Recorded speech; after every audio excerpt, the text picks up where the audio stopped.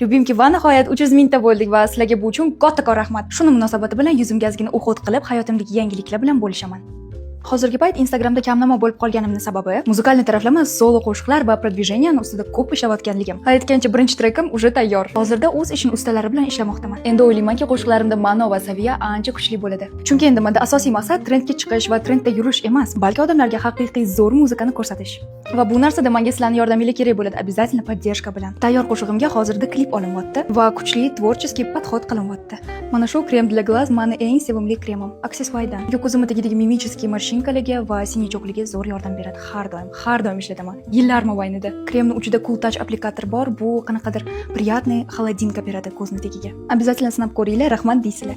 Yana bir eng zo'r yangiliklardan biri meni hayotga bo'lgan qiziqishim kundan kunga oshib boryapti va o'sha sizlar biladigan quvnoq shahlo qaytyapti. Oxirgi paytlar ozgina depressiyaga berilib ketuvdim. Hozir esa уже самочувствием ancha yaxshi. Menimcha o'zim sevadigan ish bilan